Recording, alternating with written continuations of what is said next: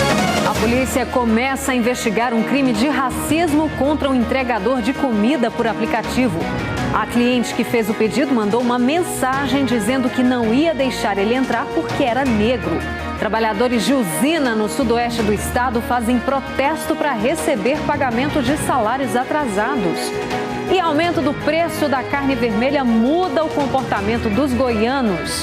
Compra de segundo ou não compra, né? Vem, gente, o Jornal Anhanguera já está começando.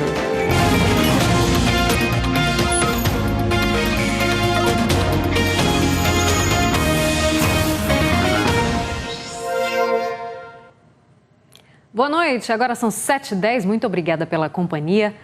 Prestou queixa na delegacia hoje à tarde o entregador que teria sido vítima de racismo em um condomínio de luxo em Goiânia. Agora a polícia investiga de onde partiram as mensagens com ofensas ao motociclista. No fim de semana, uma moradora do residencial teria se negado a receber sanduíches por causa da cor da pele do entregador. Elson, o dono da hamburgueria, e a gerente prestaram depoimentos na Delegacia de Crimes Cibernéticos, já que o crime teria sido cometido através de um aplicativo de celular. Ela foi e falou, a moça não quer que seja uma pessoa de cor escura, tem que ser uma pessoa de cor branca, que tem que entrar para vir fazer minha entrega. E aí ela começou a falar com ela, com a Carol, e a Carol falou que só tinha esse entregador no momento, tá? E ela falou que não era para entrar nenhum macaco no condomínio dela. Aí isso aí que me deixou mais para baixo ainda. Aí eu fiquei indignado. Estou até agora com sensação de baixa astral até agora. Esperamos justiça, que descubra quem de fato fez a ofensa. Representantes de movimentos dos direitos dos negros foram à delegacia e também cobraram providências. É uma área nobre, onde tem pessoas que no mínimo devia ter saber dos direitos das pessoas. O caso de racismo que está sendo investigado aconteceu no último fim de semana. Elson Oliveira Santos é entregador desta hamburgueria. Assim que o pedido ficou pronto, ele saiu para levar os sanduíches. Mas na portaria do condomínio não foi autorizado a entrar. Tudo por causa da cor da pele. A gerente da hamburgueria recebeu esta mensagem da cliente: esse preto não vai entrar no meu condomínio. Manda outro motoboy que seja branco. Eu não vou permitir esse macaco. Imediatamente, Ana Carolina cancelou a entrega. Eu virei para ele e falei assim, Elson, pode voltar com o pedido. Ele, mas por quê? Não, porque ela falou que quer que um entregador branco entregue. Eu não vou entregar o pedido dela. O aplicativo disse que já baniu a cliente e que vai prestar atendimento psicológico ao entregador. Para descobrir quem mandou as mensagens racistas, a polícia pediu informações ao síndico aqui do condomínio e também ao aplicativo. O aplicativo, a empresa, nesse momento, tem papel fundamental, porque ali nós temos informações técnicas da conexão, dos dados do usuário que encomendou aquilo e, através daquele chat, né, de conversa ali com a empresa fornecedora, proferiu, né, expressou essa intenção de praticar o crime de racismo. Elson deixou a delegacia e mandou um recado para quem fez as ofensas. Eu dizia para ela ter um pouco mais de amor no coração, porque a primeira coisa que eu falo para ela é que nós é filho do mesmo pai. Por ela ser de classe alta e eu de classe mais baixa, isso não quer dizer que ela tem que passar por cima de mim, tem que me pisar. Agora há pouco, centenas de motoentregadores fizeram um protesto no acesso ao condomínio. Eles tentaram chegar até a portaria principal, mas foram impedidos pelos seguranças e pela PM.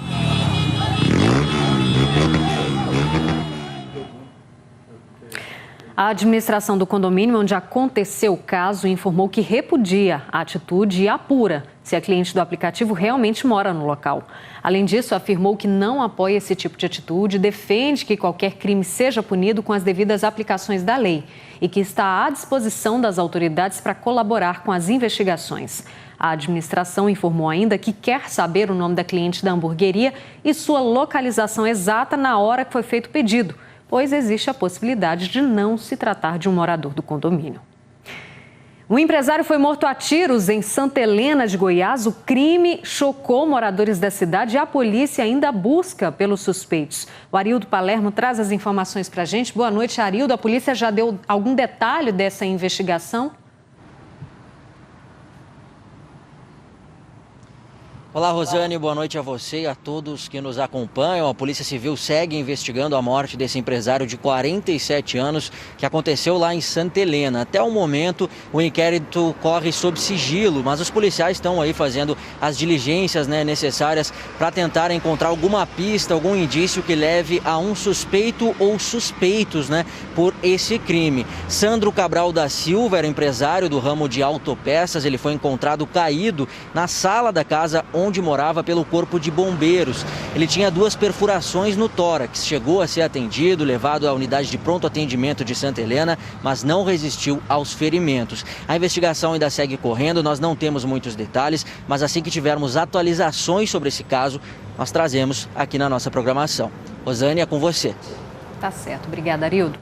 E olha, a Justiça condenou a Goinfra a indenizar um motociclista de Anápolis. Ele ficou paraplégico depois de cair num buraco no meio da GO 330. Daqui a pouco a gente vai trazer os detalhes dessa situação. A gente fechou a comunicação com a Liz Mendes, então vamos tentar falar com a Liz Mendes agora, ao vivo com a gente. Boa noite, Liz. Você tem as informações aí pra gente dessa história, né?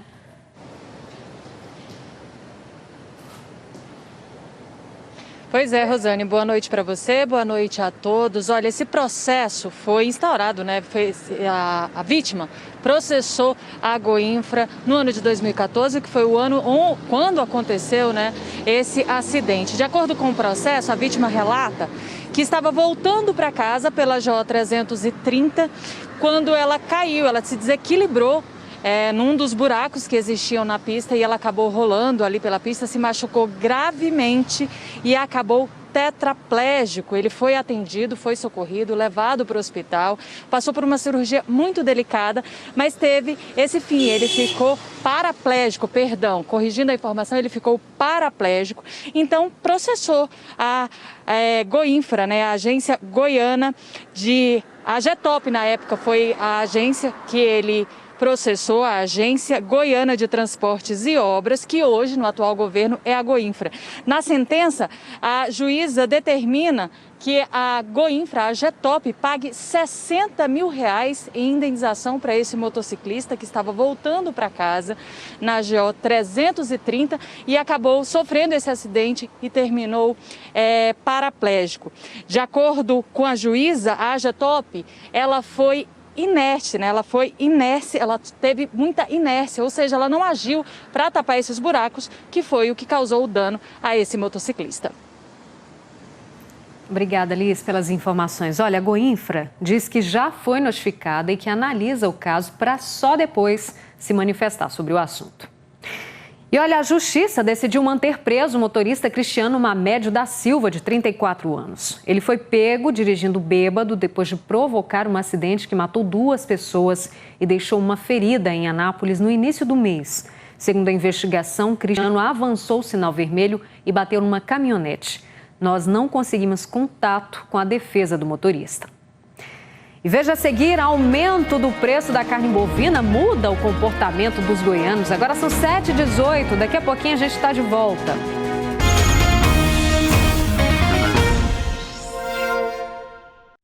Sete 7h21, estamos de volta. O preço da carne vermelha, hein? Só subindo. Gente, o preço mais caro nos últimos 10 anos no país. E o goiano que adora aquela carninha está tendo que substituir, né? Jonathan Moreira está aqui me esperando para conversar ao vivo. Jonathan, por acaso você está conseguindo fazer churrasco na sua casa, que eu acho que isso virou ostentação agora nessa época, né? Boa noite para você. Para você também, Rosane, e para todo mundo que está acompanhando a gente. Eu estava aqui no ponto ouvindo você conversar com os colegas no estúdio durante o intervalo e eu sou obrigado a concordar. Ostentação é quem consegue fazer um churrasquinho nessa época, né, Rosane? Tudo isso é influenciado pelo preço da arroba, Rosane, porque é o seguinte, a comercialização que é feita entre o pecuarista, passando pelo frigorífico até chegar no açougue, ela é feita baseada no preço da arroba.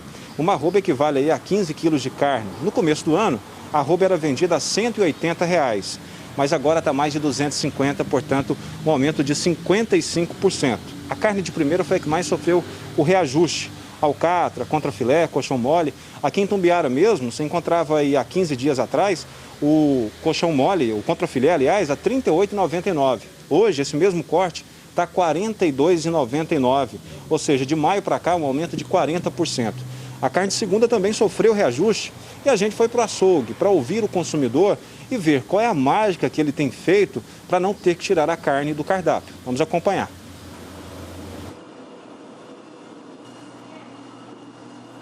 Tá complicado, que eu mesmo particularmente, eu ando procurando a carne de frango, que está mais em conta. Compra de segunda ou não compra, né?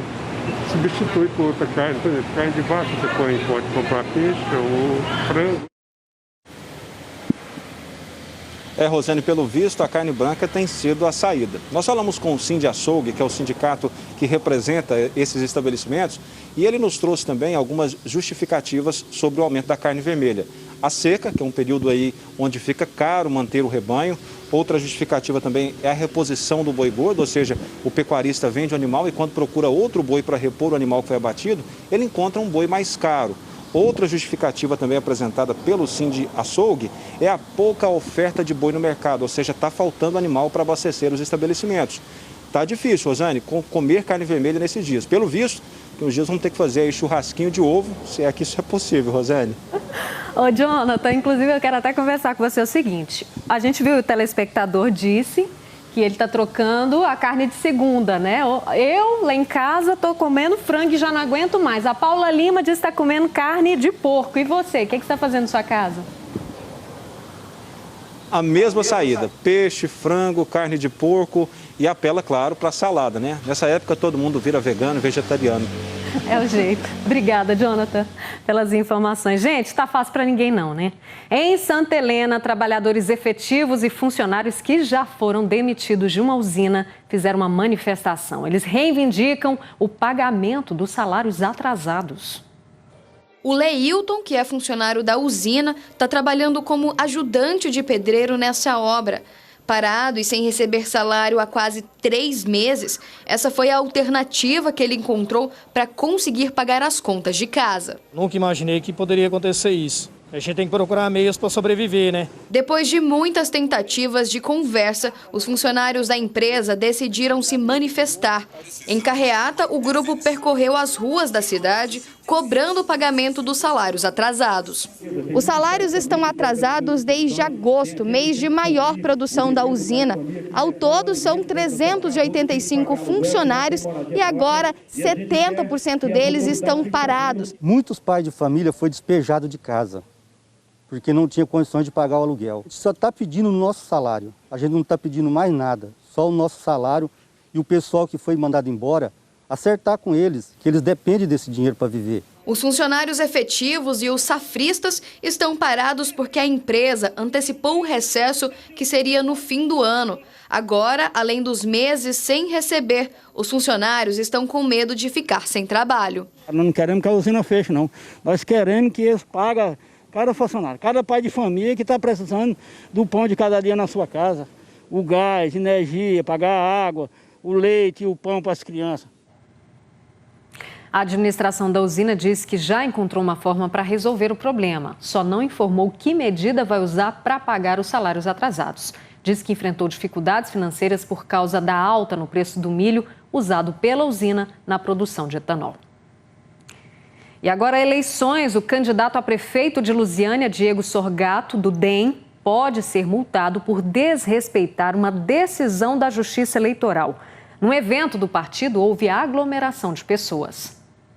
As imagens mostram o candidato chegando ao local no último domingo, cumprimentando cabos eleitorais. O evento foi num espaço fechado. A maioria das pessoas usavam máscaras, mas sem manter distanciamento. O governador do estado, Ronaldo Caiado, um dos convidados, aparece de máscara cumprimentando participantes. O juiz eleitoral da cidade tinha concedido liminar ao partido de oposição, o Patriotas, reforçando que em Lusiânia só é permitido comício no formato drive-in, para evitar a propagação do novo coronavírus. Na mesma decisão, o juiz estipulou multa de R$200 mil ao DEM e R$100 mil ao candidato Diego Sorgato, em caso de descumprimento. Bom, nós perguntamos sobre a aglomeração mostrada aí nas imagens para a equipe de Diego Sorgato, mas ainda não tivemos resposta. Mais cedo, a assessoria de Diego Sorgato disse que o que aconteceu foi uma reunião em ambiente fechado com líderes, aliados e candidatos a vereador. Diz também que foi respeitado o distanciamento e o uso do álcool em gel e medidor de temperatura. O DEM ainda não se manifestou sobre o caso. A assessoria do governador Ronaldo Caiado diz que não vai se pronunciar sobre o assunto porque ele era apenas convidado do evento.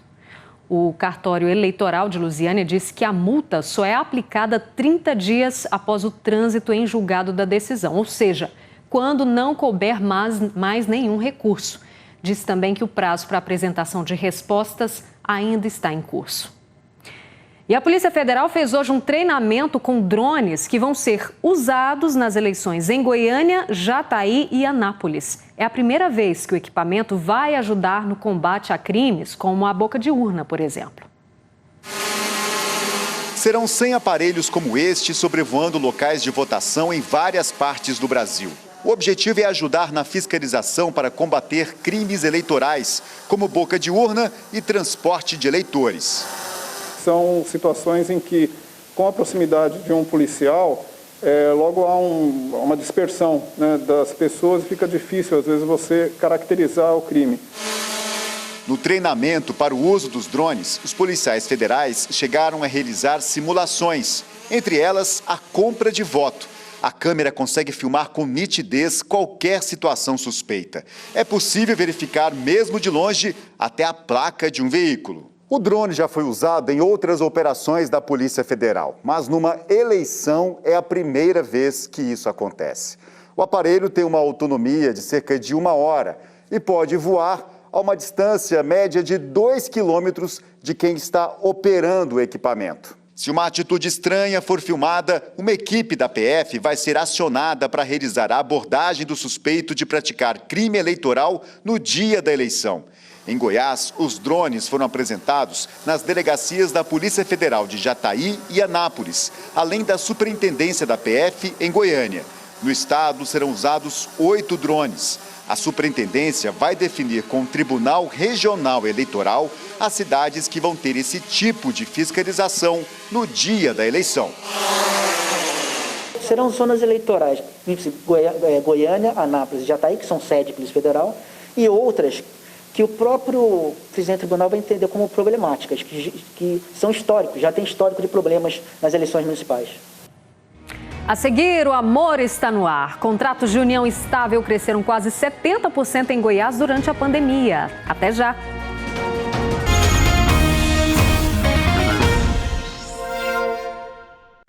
Em Catalão, uma mulher vai ter que indenizar o ex-marido por ofender ele nas redes sociais. Aline Braga. A decisão é do juiz aqui da cidade, Antônio Afonso Júnior, da 2ª Vara Especial. Nela, o juiz determina que a mulher pague R$4.000 ao ex-marido por danos morais e também danos materiais em razão de uma publicação ofensiva nas redes sociais. Na decisão, o juiz também afirma que ela passou a agredir e a perseguir o ex-marido, invadindo inclusive um quarto de motel onde ele estava com a atual namorada, causando inclusive danos à porta lá do local. Por fim, o juiz afirma que essa atitude da mulher de expor o ex-marido causou sofrimento psicológico e grave abalo emocional ao homem, porque o comentário causou várias curtidas nas redes sociais. Vale lembrar que esta decisão ainda cabe recurso. A nossa produção não conseguiu contato com o advogado da mulher. E a pandemia parece ter unido corações apaixonados. Prova disso é que na quarentena aumentou quase 70% o número de casais goianos que decidiram assinar o contrato de união estável. A pandemia foi um divisor de águas para muitos casais. A Maria e o Iron estão entre eles. O casal já morava junto há 3 anos, mas foi depois do confinamento que sentiram necessidade de dar um passo à frente na relação. O Iron propôs um contrato de união estável para que a Maria, além de dividir as tarefas domésticas, pudesse também ter acesso a benefícios. Um namoro é uma coisa, a partir do momento que você tem uma união estável ou faz um casamento, é diferente. E muitos casais seguiram o mesmo caminho. Prova disso é que cartórios do país inteiro registraram alta no número de contratos de uniões estáveis. Só que em Anápolis foram 66% a mais que no mesmo período do ano passado. E no estado, essa procura foi ainda maior. Até abril, eram 195 contratos registrados e em agosto, um salto, 330 uniões formalizadas. A facilidade de poder oficializar a convivência pela internet contribuiu para esse aumento. E a falta de burocracia também. As partes vão no cartório de notas com os documentos pessoais e a certidão de estado civil e realiza a união estável no momento e automaticamente adquirir todos os direitos, né? Que um dos cônjuges pode passar para o outro, como convênios médicos e INSS. O contrato, mesmo dando garantia de vários direitos, não substitui o casamento. E esse é o próximo passo para Maria e para o Iron. Se Deus quiser lá no Pará, nós vamos casar. E a nossa imagem do dia é de um macaco bugio que deu um trabalhão para os bombeiros. Gente, ele estava passeando pelos telhados das casas lá de Catalão.